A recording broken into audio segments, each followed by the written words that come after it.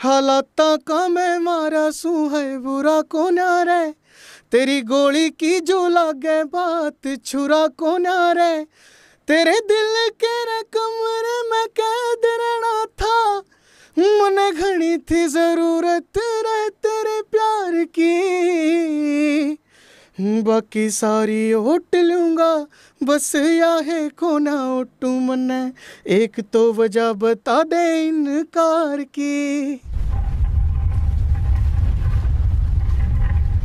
आप देख रहे हैं इंडिया न्यूज़ 16, जहां जाए सच के साथ।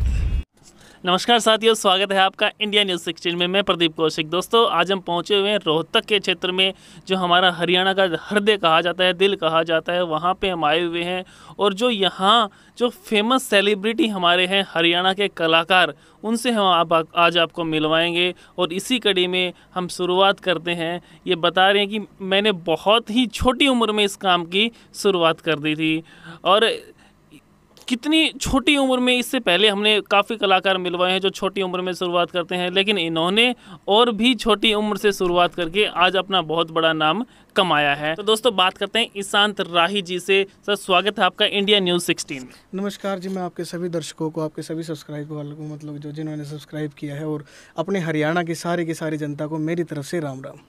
बहुत ही अच्छी बात है। सर, ये बताएं कि जब आप छोटे थे बचपन में, किस प्रकार से, क्या माइंड किया कि इस लाइन में आऊँ? उस टाइम आपका परिवार का क्या हाल था? भाई, छोटी सी उम्र में बच्चा इस लाइन में आ जाता है, तो किस प्रकार से क्या किया था? उस टाइम पे सर मैं आपको बताता हूँ, मेरी शुरुआत हुई थी, मैं था उस टाइम पे 8th क्लास में था, तो मैं शुरुआत में रैप करता था।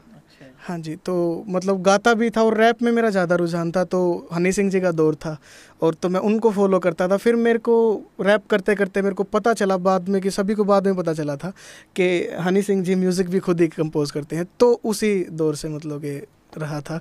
10th क्लास में मैंने म्यूज़िक स्टार्ट कर दिया था। बहुत अच्छी बात है, 10th क्लास में इन्होंने म्यूज़िक स्टार्ट कर दिया था। तो आपने ये सोचा कैसे कि मैं इस लाइन में काम करूँ? क्योंकि मेरे दादाजी भी इसी लाइन में थे। लीलो चमन फिल्म में मेरे दादा के गीत थे, और काफ़ी उस टाइम पे रेडियो के भी हिट सिंगर रहे हैं मेरे दादाजी।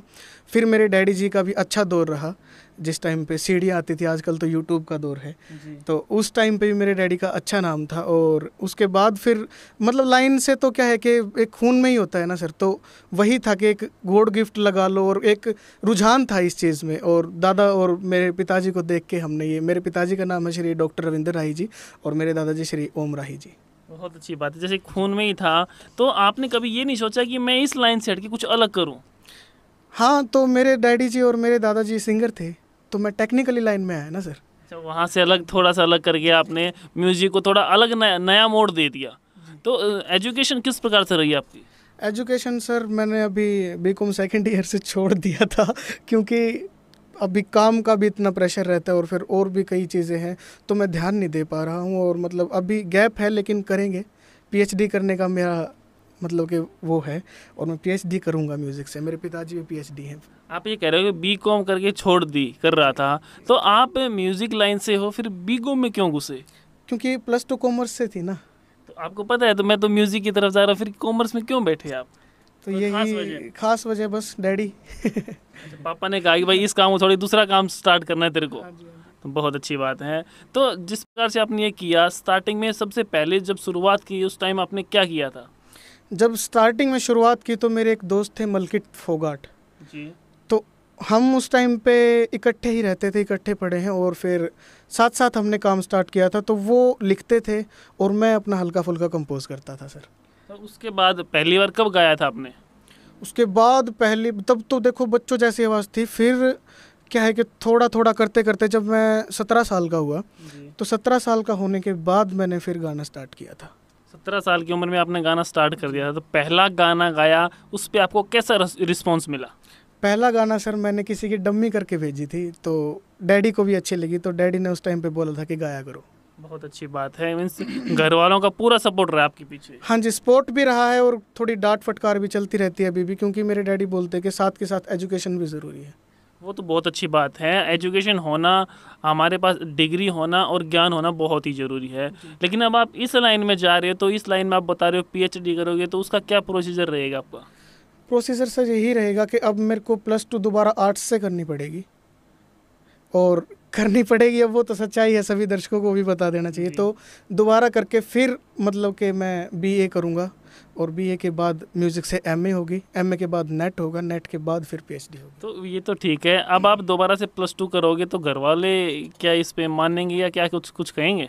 हाँ हाँ, मेरे घर वाले बिल्कुल एग्री है इस चीज़ से। डैडी बोलते हैं कि जितने अच्छे ग्रेड्स हमारे हो वो बेटर रहता है, और पढ़ने की सर कोई उम्र नहीं होती। वो तो सही बात है, उम्र नहीं होती, लेकिन थोड़ा तो कहते होंगे भाई एक बार तूने कर लिया अब दोबारा +2 कर रहा है। हाँ, पहले थोड़े ग्रेड्स भी ज़्यादा नहीं है तो इसी वजह से वो भी है। तो आप ये म्यूज़िक भी कर लेते हो, सिंगिंग भी कर लेते हो, तो आपका कोई ऐसा सॉन्ग है जो आपने गाया हो और वो हिट गया हो?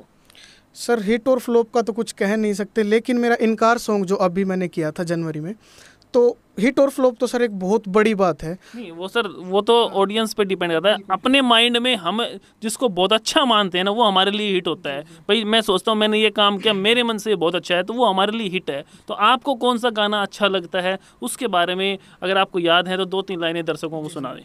तो मैं बताना चाहूँगा सर, उसको लिखा भी मैंने ही था, गाया भी मैंने ही था, और म्यूज़िक भी मैंने ही किया था। तो वो सॉन्ग सैड सॉन्ग था, और उसके लिए मेरे पास बेंगलुरु तक से कॉल आई थी। तो जिन्होंने भी बोला कि समझ नहीं आ रहा बट आपका मतलब अच्छा लग रहा है, तो वो सॉन्ग था सर मेरा। हालात का मैं मारा सू है बुरा को रे, तेरी गोली की जो लागे बात छुरा को रे, तेरे दिल के रे कमरे में कैद रहना था, मने घनी थी जरूरत रे तेरे प्यार की, बाकी सारी होट लूँगा बस या है को ना ओटू मने, एक तो वजह बता दे इनकार की। ये सॉन्ग ये तो आप तो गा रहे हो जिस तरीके से, तो बहुत ही अच्छा लग रहा है। जैसे आप बता रहे हो खून में ही है, तो कोई अगर गाता है ना तो वो मुंह से गाता है और वो दिखाता है, वो ऐसे एक्टिविटी नहीं करता है कि हाँ मेरे अंदर से निकल रहा है। जब हम कुछ अंदर से करते हैं तो वो हमारे अंदर से निकलता है, शो होता है कि हाँ भाई ये दिल से कर रहा है। तो बहुत ही अच्छा सॉन्ग है। तो अब आप, ये सॉन्ग आपका पहले था, अब आने वाले सॉन्ग्स के बारे में क्या सोच रहे हो, और जो आप ये म्यूज़िक लाइन में इसमें आगे आप अपने आप को कहाँ देख रहे हो? अभी सर मेरा बहुत ही अच्छा पब्लिक ने साथ दिया। मेरा सॉन्ग टिकटॉक पे यूज़ की, 1.5 लाख से ऊपर वीडियोस बनी। मेरा म्यूज़िक था, भाई अमित सैनी रोहतकिया जी ने गाया था। तो वो सॉन्ग कुछ ऐसे था। रे मेरा भूल गई बुलेट तने गाड़ी आले मिल गए, रे विशाल लंबी लंबी ढाडी आले मिल गए, रे मेरा भूल गई बुलेट तने गाड़ी आले मिल गए, रे विशाल लंबी लंबी ढाडी आले मिल गए, ओ तेरी चिट्ठी पत्री है मन दे रे जड़ा, अरे कर दी फीलिंग सारी लोक ताले में, ओ तेरी ओयो वाले कमरे में खणके थी चूड़ी, तेरा यार बड़ कहने रोया तूड़ी आले में। बहुत ही अच्छा सॉन्ग रहा ये आपका। हाँ जी सर। और अभी ये आ चुका है मोर म्यूज़िक पे, ये 22 तारीख को रिलीज़ हुआ था। और मैं बहुत ही सभी का धन्यवाद बोलना चाहूँगा, हमारी पब्लिक का, जिन्होंने कि 2 दिन के अंदर ही इसके 6 लाख व्यूज़ कर दिए हैं सर। हाँ जी। तो डेली की एवरेज चल रही है कि 2-2.5 लाख व्यूज़ की, तो बहुत, मेरे लिए तो बहुत बड़ी अपॉर्चुनिटी की बात है। और सर अभी अपकमिंग जो मेरा प्रोजेक्ट है उसको भी लिखा मैंने ही है, गाया भी और म्यूज़िक भी, तो उसको भी अभी कंपोज भी कर चुका हूँ मैं, टिकटॉक पे भी डाल चुका हूँ, वो भी अच्छा चला हुआ है टिकटॉक पे। थोड़ा सा माफिया टाइप किया है, पहले सैड किए और अब थोड़ा सा जो ट्रेंड है तो उस ट्रेंड के ज़रिए मतलब कि थोड़ा आगे बढ़ने की कोशिश कर रहा हूँ सर। वो कुछ इस प्रकार है।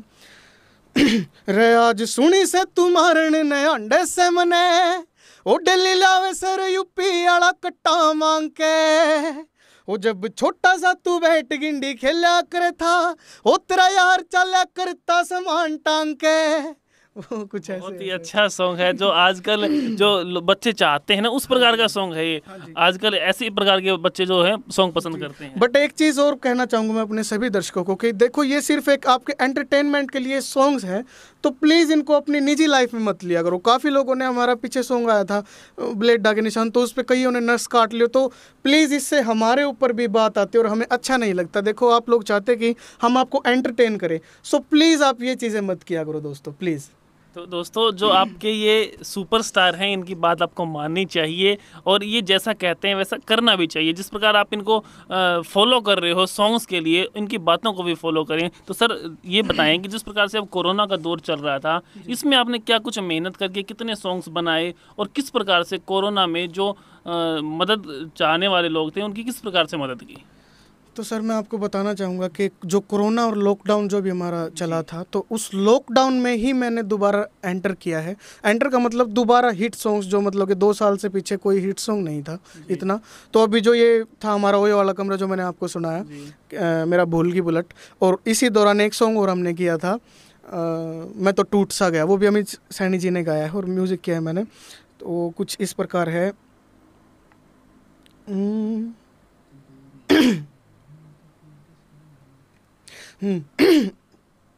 जय रोक लेंदा खुद ने मैं दिल लानते, फर्क ना पड़ता तेरे दूर जानते, रईसा तेरी ओ कमान तेरे छूट सा गया, रे तू दूरी सी हुई मैं तो टूट सा गया, रे तू दूरी सी हुई मैं तो टूट सा गया। मतलब सैड सॉन्ग्स पे ज़रा ध्यान देते हो आप? शुरुआत से सर मैं सैड सॉन्ग सुनता हूँ। मैंने काफ़ी इंटरव्यूज़ में पहले भी बोला है कि मेरा जो दौर रहा, जो मैं सुनता हूँ आज भी, तो मेरा फेवरेट सॉन्ग ही वो जीता था जिसके लिए मरता था। तो इसकी कोई खास वजह सैड सॉन्ग्स की? कोई खास वजह नहीं सर, बस अपनी अपनी पसंद है। वो तो अच्छी बात है सर। मैं ये पूछना चाह रहा हूँ, जिस प्रकार से आप, कोरोना का दौर था, लॉकडाउन था, लोग काम नहीं कर पा रहे थे, तो इस प्रकार इस दौरान आपने कुछ लोगों की मदद की या उनकी कुछ सेवा की? जी बिल्कुल सर, जितना मुझसे बन पाया। देखिए अभी इतने तो मतलब आप समझते हो कि एक कलाकार है और हमें अपना भी देखना होता है और फिर अपने लिए भी जो कर रहे हैं सॉन्ग्स के भी सर, हर चीज़ में, तो जितना हमसे बन पाया, हम मतलब कि महीने में या हफ्ते में 2 दिन चूज़ किया हमने। तो उसमें क्या करते थे हम लोग, जैसे कि मेरे चाचा जी और हम लोग, हमारा परिवार इकट्ठा होके तो हम पैकेट बनाते थे खाने के और फिर वो बांट के आते थे। तो बहुत ही अच्छी बात है कि कोरोना जहाँ पे कोई कमा नहीं सकता था, लॉकडाउन था, कोई निकल नहीं सकता, आपने लोगों को रोटी खिलाई। तो सर मेरा आखिरी सवाल आपसे ये रहेगा कि जिस प्रकार से हमारा परिवार हमारा साथ देता है, एक दोस्त की हमारी लाइफ में क्या भूमिका होती है? एक दोस्त की हमारी लाइफ में सबसे मेन मुद्दा सर आपने अभी पूछा है, मैं आपको बताना चाहूँगा कि जहाँ पे एक हताश हो जाता है इंसान कि भाई घर वाले भी साथ नहीं दे पाते हैं, और कई ऐसी सिचुएशंस होती है कि कई ऐसी बातें होती हैं कि जो हम घर वालों को नहीं बता सकते, तो हमें अपना एक दोस्त ऐसा चाहिए जिससे कि हम हर बात शेयर कर सकते हैं। तो मेरा जो ऐसा दोस्त रहा वो मेरे खुद के मेरे बड़े भाई शुभम बॉक्सर जी। तो मेरे बड़े भाई से मेरा सबसे अच्छा फ्रेंड और कोई भी नहीं है।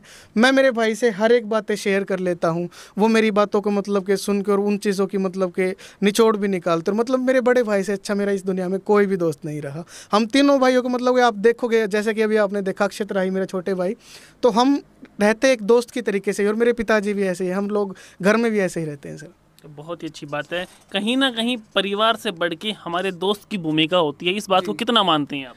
इस बात को सर मैं इतना मानता हूँ, देखो बढ़ के तो परिवार से और माँ बाप से बढ़ के तो कोई होता नहीं है, लेकिन एक इस चीज़ में ज़रूर है कि जो एक साथ, जो एक दोस्त का जो साथ होता है वो एक दोस्त ही दे सकता है, और मेरा तो दोस्त ही मेरे खुद सगे भाई होगे, तो बहुत वो है सर इस चीज़ में। बहुत अच्छी बात है, एक परिवार होता है और एक दोस्त होता है, और परिवार में ही आपको दोस्त मिला, ये सबसे बड़ी बात है।